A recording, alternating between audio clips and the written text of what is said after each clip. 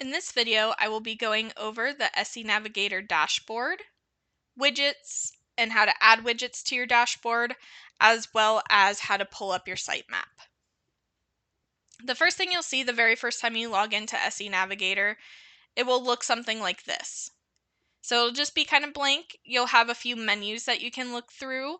There's these three icons at the top that I'll go over in a moment. The logout button, a printer button, which will show all your print jobs, and then a search bar here. We'll start with the search bar. So to search for a unit number, this will pull up any active customers that are occupying that unit. This is meant to be a quick search function, so you can pull up a customer's account and make a payment really quick just by searching by their unit number. So for instance, if I were to type in 28, that will pull up the tenant occupying 28. I can come here and make a payment or edit their contact information, things like that really quickly from here. Just keep in mind that if there's any leading numbers or letters for the unit number, that you include that. For instance, if you have 01, 02, 03, or A1, A2, A3, something along those lines, that you include it. It should display exactly how, or you want to type it in exactly how it's displayed. So if you had A-1, you would want to type in A-1, for example. But if I just type in number 3, for example, it just says no accounts found. But if I type in 03, then it will pull up the tenant in 03. Next is the printer icon. And this will be if you choose to have any tenants or the tenant prefers to receive printed off paper copies of any invoices, any statements, anything like that, any late notices, all that kind of stuff. Those will all show up here under the print jobs. So if you haven't sent them out yet, they'll be under current.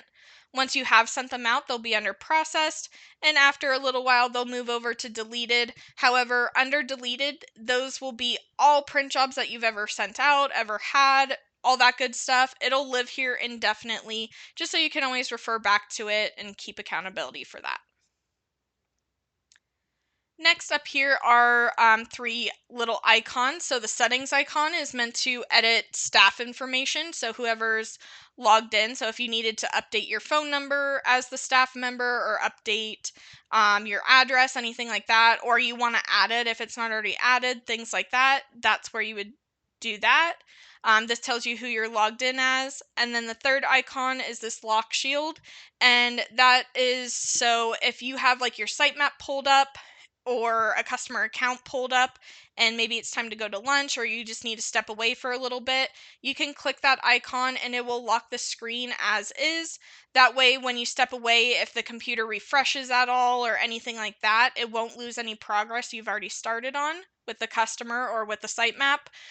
It'll just remain there, so you can click that, and when you come back and you're ready to continue working on the account or sitemap or whatever it may be that you're working on, you'll just type in your password and you'll be able to resume as you left it. This is a quick navigation. I'll be going over each of these in a separate video, but it does have the ability to quickly do like a new customer move-in, bank register, retail sales, etc. And then there's this hamburger menu, the three lines, the three horizontal lines.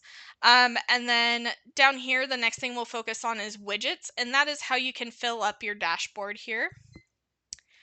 So there's a lot of good ones in here, but a few to note are recent customers.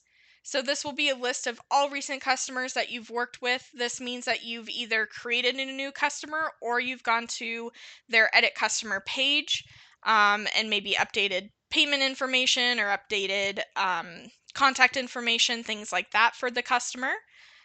The most recent customer you've worked with will be at the top, and the oldest customer will be at the bottom. So if I were to click on, let's say, just Kristen Shermack Training, for example, towards the bottom of the list, now they get moved up to the top of the list. So you can, so this will always be refreshing. It should be automatic. However, you can always click on this refresh button if you ever need to. Another good one is for if you have Twilio and you plan on texting back and forth with customers. You can have this up so that way you don't have to keep their contact page up where you are initially sending out that text message. For example, just so you can see what that looks like, you can send the text from here by clicking SMS chat.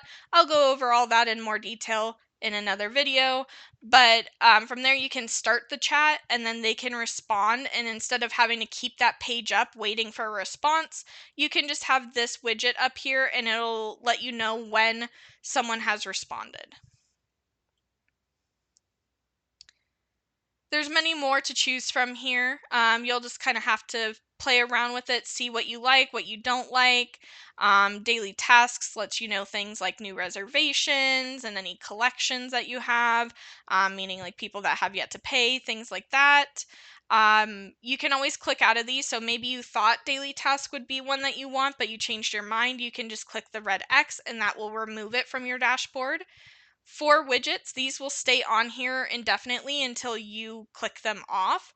So if you want to always have recent customers up here, as long as you add the widget to your dashboard, it will stay and it will always generate in the same place. It's not going to be moved over here if you originally had it here, anything like that. It will stay exactly where you put it and stay there whether you log out or restart your computer, anything like that. It will stay exactly as you had it. The last thing for this video is the sitemap. So I went to this hamburger menu, units, and then sitemap. And then from here you can view the sitemap by clicking left to right, or scrolling left to right rather, and scrolling up and down depending how big your sitemap is. This sitemap is pretty small, so you can kind of see everything from here. And then there is a ledger bar down below to tell you what each color means. So vacant is green, the darker blue means occupied, late is this red color, reserved is the lighter blue, for example, unit 7. Company units are yellow, auction units are orange, and then lastly there's damaged, and those are gray. Keep in mind that the sitemap does not work the same as widgets where it will stay up at all times. This will close if your computer refreshes, or if you log out and log back in, this will disappear. So you will just have to pull this up periodically throughout your session and stuff like that. Again, that's what this lock feature is for. So if you do plan on stepping away, but you want to keep that sitemap up, for example, you can always lock the screen, walk away, work with a customer, or go to lunch or whatever it may be, and then you can come back and pull that. And it'll remain up on your screen. Or again, if you don't really care that much, you can always just come back in and pull it back up when needed. I hope this helps, but that concludes what we'll be going over in this video. If you have any additional questions, feel free to reach out to your onboarding coach or tech support.